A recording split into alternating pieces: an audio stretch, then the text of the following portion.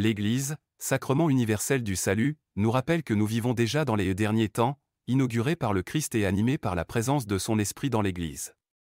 Ce texte nous invite à méditer sur la vocation de l'Église comme sacrement universel du salut, et à contempler le chemin que nous parcourons vers l'accomplissement définitif des promesses divines. Le Christ ressuscité a fondé l'Église comme son corps, animé par l'Esprit Saint.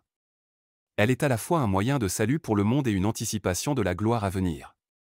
Dans l'Église, tous les hommes sont appelés à devenir saints par la grâce de Dieu. Les sacrements, la parole et la communauté nous conduisent à cette transformation intérieure. Le rétablissement promis par Dieu a été inauguré dans le Christ. Par sa mort et sa résurrection, il a attiré tous les hommes à lui et a offert son corps et son sang pour nourrir l'humanité. Par l'envoi du Saint-Esprit, ce rétablissement se poursuit dans l'Église, qui éclaire le sens de notre vie terrestre et oriente nos efforts vers le salut. Bien que l'Église rayonne déjà d'une véritable sainteté, elle demeure en pèlerinage, attendant avec toute la création les cieux nouveaux et la terre nouvelle. L'Église est encore marquée par la temporalité. Ses sacrements et institutions, bien qu'appartenant à ce monde qui passe, sont les signes visibles du royaume qui vient. Comme le rappelle saint Paul dans sa lettre aux Romains, la création gémit dans les douleurs de l'enfantement, attendant la manifestation des fils de Dieu.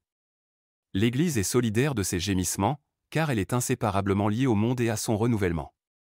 Dans cette attente, les fidèles sont appelés à participer activement à l'œuvre de Dieu, en collaborant à la transformation du monde par l'amour, la justice et la charité. Les sacrements de l'Église ne sont pas seulement des signes, ils sont une participation réelle à la vie divine.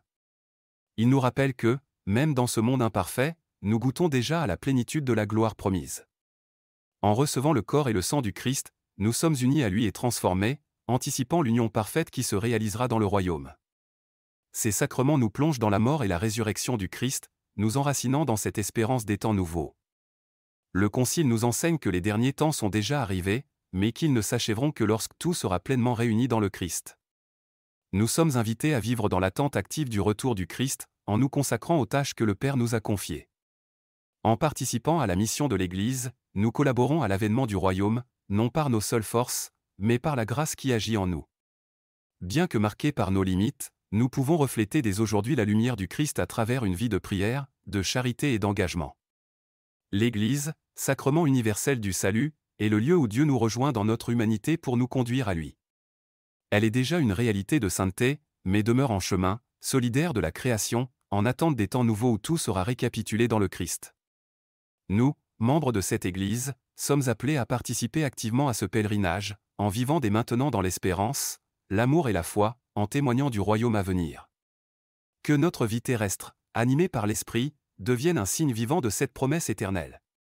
Maranatha, viens, Seigneur Jésus.